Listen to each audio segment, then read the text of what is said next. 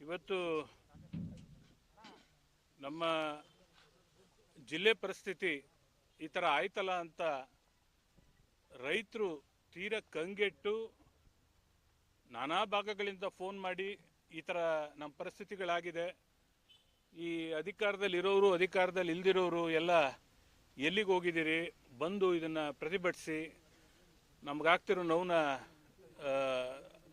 ಅಧಿಕಾರದಲ್ಲಿರೋರು ಗಮನಕ್ಕೆ ತಗೊಂಡು ಬಂದು ಇದನ್ನು ಸರಿ ಮಾಡಿ ಅಂತೇಳಿ ಜಿಲ್ಲಾದ್ಯಂತ ಜನರ ಒತ್ತಡ ಇದೆ. ಅದರಲ್ಲೂ ಮುಖ್ಯವಾಗಿ ಈ ನಾಲೆ ಇಮಿಡಿಯೇಟ್ ಕ್ಷೇತ್ರ ಅಂದರೆ ನಮ್ಮದು ಶ್ರೀರಂಗಪಟ್ಟಣ, ಈ ಕ್ಷೇತ್ರದ ಪರಿಸ್ಥಿತಿ ಬಗ್ಗೆನೇ ಇಷ್ಟು ಅಧ್ವಾನ ಆಗಿದೆ ಅನ್ನೋದಾದರೆ ಇನ್ನು ಮಿಕ್ಕ ಕ್ಷೇತ್ರಗಳ ಪರಿಸ್ಥಿತಿ ಏನಾಗಿದೆ ಅಥವಾ ರೈತರು ಏನಾಗಬೇಕು ಅಂತಿಮವಾಗಿ ಅನ್ನೋದು ದೊಡ್ಡ ಚಿಂತೆ ಆಗಿರ್ತಕ್ಕಂಥ ವಿಚಾರ. ಈ ಆಡಳಿತದಲ್ಲಿರೋ ಸರ್ಕಾರಕ್ಕೆ ಅವ್ರಿಗೆ ಏನು ಇದೆಲ್ಲ ಕಾಣಿಸ್ತಾನೆ ಇಲ್ಲ. ಒಂದು ವೇಳೆ ನೀರು ಇಲ್ದಿದ್ರೆ ಬೇಡ, ಒಂದು ಚೇರ್ ಕೊಡ್ರಿ ಅವ್ರಿಗೆ, ಅಲ್ಲಿ ನೀರು ಇಲ್ದಿದ್ರೆ ಬೇಡ, ಕಟ್ಟೆಯಲ್ಲಿ ನೀರು ಇತ್ಕೊಂಡು ಕೂಡ ಈ ಅನ್ಯಾಯ ರೈತರಿಗೆ ಮಾಡೋದಾದರೆ ಇದು ನಿಜವಾಗ್ಲೂ ಇದು ಪ್ರಜಾಪ್ರಭುತ್ವ ಅಂತ ಹೇಳಕ್ಕಾಗ್ತದ? ಅಥವಾ ಒಂದು ಕಾರಣ ಬೇಕಲ್ಲ, ಯಾವುದಾದ್ರೂ ಒಂದು ತಪ್ಪಾದರೆ, ನಮ್ಗೆ ಅರಿವಿಲ್ಲದೆ ತಪ್ಪಾಗೋದಾದರೆ ಅದಕ್ಕೊಂದು ಕಾರಣ ಬೇಕು. ಅದಕ್ಕೆ ಅರ್ಥನೇ ಇಲ್ದಿರೋ ರೀತಿಯಲ್ಲಿ ಇವ್ರುಗಳು ಮಾಡೋದಾದರೆ ಇದಕ್ಕೆ ಉತ್ತರ ಕೊಡೋರು ಯಾರು?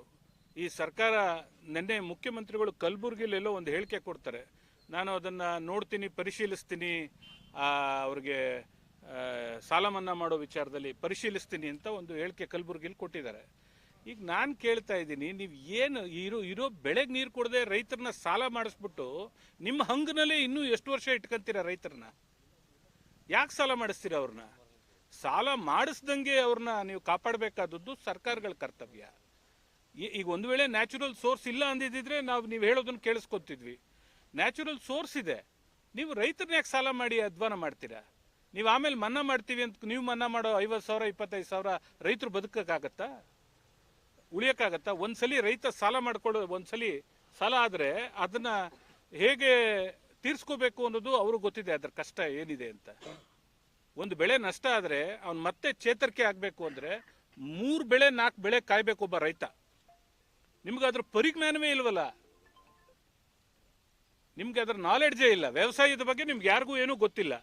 ಇಲ್ಲಿ ನಮ್ಮ ಜಿಲ್ಲೆ ಇವತ್ತು ನಿಮ್ಮ ಹತ್ರ ಅಂಕಿಅಂಶ ಇದೆಯಾ ನಾಳೆ ಬಗ್ಗೆ? ನಾಳೆ ICC ಮೀಟಿಂಗ್ ಇದೆಯಲ್ಲ, ಯಾಕೆ ಇದನ್ನ ಮೊದಲೇ ಮಾಡ್ಕೊಂಡಿದ್ರೆ ಏನಾಗಿತ್ತು ನಿಮ್ಗೆ? ಈಗ ಮೇ ತಿಂಗಳು 27ಕ್ಕೆ ನಾಳೆಗೆ ನೀರು ನಿಲ್ಲಿಸ್ತಾರೆ. ಮೇ ತಿಂಗಳಲ್ಲಿ 27ನೇ ತಾರೀಕು. ಅದಾದ ಮೇಲೆ ಅಲ್ಲಿ VC ಎಂಟ್ರೆನ್ಸ್ 0 ಪಾಯಿಂಟಲ್ಲಿ ಅದು ಸರಿ ಇಲ್ಲ, ಅದು ದುರಸ್ತಿ ಆಗಬೇಕು, ರಿಪೇರಿ ಆಗಬೇಕು ಅನ್ನೋದು ಎಲ್ರಿಗೂ ಗೊತ್ತಿದೆ. ಬಟ್ ಯಾರೂ ಅದನ್ನು ಗಮನ ಹರಿಸಿಲ್ಲ. 1 ತಿಂಗಳು ಕಾಲ ನಿರ್ಲಿಪ್ತವಾಗಿ ಅವ್ರವ್ರದೇ ಕೆಲಸಗಳು, ಇಂಜಿನಿಯರ್ಗಳು ಎಲ್ಲ ಕಾಲ ಕಳೆದ್ಬಿಟ್ಟಿದ್ದಾರೆ. 1 ತಿಂಗಳು ಕಾಲ. ಜೂನ್ ತಿಂಗಳು ಸಂಪೂರ್ಣ ನೆಗ್ಲೆಕ್ಟ್ ಮಾಡಿದ್ದಾರೆ, ಏನು ಅಲ್ಲಿ ಪ್ರೋಗ್ರೆಸ್ ಮಾಡಿಲ್ಲ. ಅಲ್ಲಿ ನನ್ನ ಕಾರಲ್ಲಿ ಫೋಟೋಸ್ ಇದೆ, ತರಿಸು. ಆಮೇಲೆ ಈಗ 1ನೇ ತಾರೀಕಿಂದ ಒಂದು ಕಾಮಗಾರಿನ ಕೈಗೆ ತಗೊಂಡಿದ್ದಾರೆ.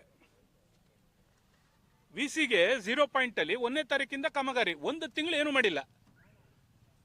27ಕ್ಕೆ ನೀರು ನಿಲ್ಲಿಸಿದ್ದಾರೆ, 1 ತಿಂಗಳು ಜೂನ್ ತಿಂಗಳು ಸಂಪೂರ್ಣ ಹಾಳು ಮಾಡಿದ್ರು. ಪುನಃ 1ನೇ ತಾರೀಕಿಂದ ಕಾಮಗಾರಿ ಪ್ರಾರಂಭ ಮಾಡಿದ್ದಾರೆ. ಈಗ 8-10 ದಿವಸದಿಂದ ರೈತರು ನೇಣಾಕೋಬೇಕಾ? ನಿಮಗೆ ಕಾಂಟ್ರಾಕ್ಟರ್ಗಳು ಉಳಿಸ್ಬೇಕು, ಇಂಜಿನಿಯರ್ಗಳು ಉಳಿಸ್ಬೇಕು ಈ ಸರ್ಕಾರಕ್ಕೆ. ರೈತರು ಏನಾಗಬೇಕು, ರೈತರಿಗೆ ನೀರು ಕೊಡದಿದ್ರೆ ಅವ್ರ ಪರಿಸ್ಥಿತಿ ಏನಾಗುತ್ತೆ ಅನ್ನೋದು ನಿಮಗೆ ನಾಲೆಡ್ಜ್ ಇಲ್ಲ. ಇವತ್ತು ನೋಡಿ, ಇವತ್ತು ನೀರಿನ ಮಟ್ಟ 86 ಅಡಿ ಇದೆ. ಈಗ 12 ಗಂಟೆಗೆ 86 ಅಡಿ, ಆಲ್ಮೋಸ್ಟ್ 14 TMC ನೀರು ಆ್ಯಡ್ ಆಯಿತು. ನಮ್ಮಲ್ಲಿ 14 TMC ನೀರು ಬಂದಿದೆ. ಈಗ ಇನ್ಫ್ಲೋ 12,000 ಇನ್ಫ್ಲೋ ಇದೆ ಡ್ಯಾಮ್ಗೆ. ಇವತ್ತು ನಮಗೆ 0 to 60 ಅಡಿ ಅದು dead storage. 0 to 60 dead storage. 60ರಿಂದ 74 ತನಕ ಅದು ರಿಸರ್ವ್ ವಾಟರ್, ಕುಡಿಯೋ ನೀರಿಗೆ ಅಂತ ರಿಸರ್ವ್ ಮಾಡಬೇಕು ಅಂತ ಕಾನೂನಿದೆ. 60ರಿಂದ 74 ತನಕ. 74ರಿಂದ ಮೇಲಿರ್ತಕ್ಕಂಥ ನೀರನ್ನ ವ್ಯವಸಾಯಕ್ಕೆ ಅಂತಾನೆ ಡ್ಯಾಮ್ನ ಮೂಲ ಒಂದು ಇತಿಹಾಸ ಇರ್ತಕ್ಕಂಥದ್ದು. ಸೈಲೆಂಟ್ ಫ್ಯೂಚರ್ ಅಂತ ಏನು ಹೇಳ್ತೀವಿ, ಡ್ಯಾಮ್ನ ಸೈಲೆಂಟ್ ಫ್ಯೂಚರ್ ಹೇಳೋ ಪ್ರಕಾರ 74 ಅಡಿಯಿಂದ ಮೇಲ್ಗಡೆ ಅದು ವ್ಯವಸಾಯಕ್ಕೆ ಸೀಮಿತವಾಗಿರಬೇಕು. ಮಂಡ್ಯ ಭಾಗದ ರೈತರುಗಳಿಗೆ ಅದು ವರದಾನ ಅಂತ ಮಹಾರಾಜರ ಉದ್ದೇಶದಲ್ಲಿ ನಡೆದಂಥ ಒಂದು ಇದು ಅಣೆಕಟ್ಟು. ಇವತ್ತು 74 ಇರಲಿ, 86 ಅಡಿ ಬಂದಿದ್ದೀವಿ. ನಿಮಗಿನ್ನೂ ನೀರು ಕೊಡಕ್ಕಾಗ್ತಿಲ್ಲ. ವಿಸಿಗೆ ಈಗ ಒಂದು 10 ದಿವಸದಿಂದ ಕೆಲಸ ಶುರು ಮಾಡಿದ್ದೀನಿ ಅಂತ ನೆಪ ಹೇಳ್ತಾ ಇದ್ದೀರಿ. ಈಗ 10 ಡೇಸ್, 1 ತಿಂಗಳು ಮನೇಲಿ ಮಲಗಿದ್ರಿ, ಟ್ರಾನ್ಸ್ಫರ್ಗಳು ಓಡಾಡ್ತಿದ್ರಿ, ಮಂತ್ರಿಗಳ ಹತ್ರ MLA ಹತ್ರ ವ್ಯವಹಾರ ಮಾಡ್ತಿದ್ರಿ, ಇಲ್ಲಿಗೆ ಹಾಕೊಡಿ ಅಲ್ಲಿಗೆ ಹಾಕೊಡಿ ಅಂತ. ಇವಾಗ ರೈತರಿಗೆ ನೀರು ಬೇಕಾದಾಗ ಇವಾಗ ನೀವು ನಾಳೆ ಕೆಲಸ ಮಾಡ್ಕೊಂಡು ನಿಂತಿದ್ದೀರಿ ಅಲ್ಲಿ. ಇವತ್ತು KRS ಅಲ್ಲಿ ಈಗ ಶುರು ಮಾಡಿದ್ದಾರೆ 10 ದಿವಸದಿಂದ ಕೆಲಸನ. ಇನ್ನು ಅದು ಮುಗಿಬೇಕಾದ್ರೆ ಈ ವಿಸಿಗೆ ಅದು ಮುಗಿಬೇಕಾದ್ರೆ ಮಿನಿಮಮ್ ಅಂದ್ರೂ 8 ರಿಂದ 10 ದಿನ ಬೇಕು. ಉಳಿತಾನ ರೈತ? ಈ ಕಬ್ಬು ಉಳಿಯುತ್ತಾ? ಇನ್ನೂ 10 ದಿನ ತಡೆಯುತ್ತಾ ಈ ಕಬ್ಬು? ಇವರೆಲ್ಲ ಲೀಡರ್ಗಳ? ಇವ್ರು ಬಟ್ಟೆ ಹಾಕೊಂಡು ಅದೆಲ್ಲೆಲ್ಲೋ ಓಡಾಡ್ತಾವ್ರಲ್ಲಪ್ಪ ಪ್ರೈಸ್ ಇಸ್ಕೊಳಕ್ಕೆಲ್ಲ, ಇವರೆಲ್ಲ ಲೀಡರ್ಗಳ? ಇವರು ರೈತರ ಪರವಾಗಿ ನಿಲ್ಲೋ ಯೋಗ್ಯತೆಗಳಿಲ್ಲ ಇವರಿಗೆ. ಸರ್ಕಾರ ಈ ಕೂಡಲೇ ಈ ಕಾಮಗಾರಿ ಎಲ್ಲ ನಿಲ್ಲಿಸಬೇಕು. ಮೊದಲು 10 ದಿನನಾರು ನೀರು ಹರಿಯಕ್ಕೆ ದಾರಿ ಮಾಡಿ ರೈತರು ಉಳಿಸ್ಬೇಕು.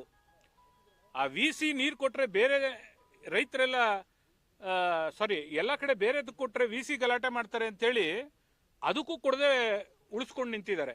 86 ಅಡಿ ಇದ್ರು ಕೂಡ 12,000 ಇನ್ಫ್ಲೋ ಇದೆ. ಸರ್ಕಾರ ನಾಳೆ ICC ಮೀಟಿಂಗ್ ಇದೆ, ಕಣ್ಣೋರ್ಸೋ ಮಾತಾಡ್ತಾರೆ.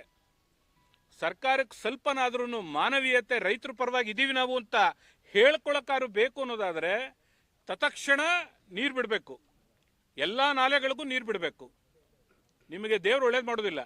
ನೀವು ಆಮೇಲೆ ನೀವೇನು ಕೊಡಕ್ಕೆ ಬಂದ್ರೂ ರೈತರಿಗೆ ಅದು ಒಳ್ಳೇದಲ್ಲ, ಅದು ಶಾಪ, ಅದು ರೈತರಿಗೆ ಮಾಡೋ ಅನ್ಯಾಯ. ನೀವು ಅದನ್ನು ಫಸ್ಟು ನೀವು ಎಲ್ಲವನ್ನೂ ನಿಲ್ಲಿಸಿ ಮೊದಲು ನಾಲೆಗಳಿಗೆ ತತ್ಕ್ಷಣ ನೀರು ಬಿಡಿ.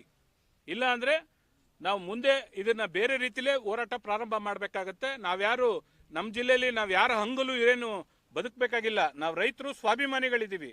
ನಾವು ರಸ್ತೆಗೆ ಬಂದು ಹೋರಾಟ ಮಾಡಬೇಕಾಗತ್ತೆ. ನಾಚಿಗೇಡು. ನೀವು ರಾತ್ರಿ ಹೊತ್ತು ತಮಿಳ್ನಾಡಿಗೆ ನೀರು ಬಿಟ್ಕೊಂತೀರಿ, ಬೆಂಗಳೂರು ಕುಡಿಯೋಕೆ ನೀರು ಬಿಟ್ಕೊಂತೀರಿ. ಕುಡಿಯೋಕೆ ನೀರು ಬಿಟ್ಕೊಳ್ಳಿ, ನಮ್ದೇನು ಅಭ್ಯಂತರ ಇಲ್ಲ. ಆದರೆ ಅದಕ್ಕೆಲ್ಲ ಲಿಮಿಟೇಷನ್ ಇದೆ. 64 ಅಡಿ ವ್ಯವಸಾಯಕ್ಕೆ ಅಂತಾನೆ ಸೀಮಿತವಾಗಿದೆ.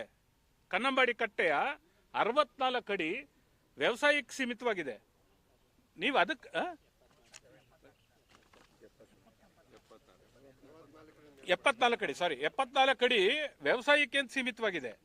ಇವತ್ತು ನೀವು ಆ ವ್ಯವಸಾಯಕ್ಕೆ ಸೀಮಿತವಾಗಿರೋದನ್ನ ನೀವು ಕೊಡದೇ ಇದ್ರೆ ನೀವು ರೈತರಿಗೆ ಮಾಡೋ ದ್ರೋಹ. ಅದ್ಯಾವ ಮಕ ಹೊತ್ಕೊಂಡು ನಮ್ಮ ಜಿಲ್ಲೆ ಒಳಗೆ ಬರ್ತೀರಾ ನೀವು? ಜನದ ಹತ್ರ ಮಾನ ಮರ್ಯಾದೆ ಬೇಡವಾ ನಿಮ್ಗೆ?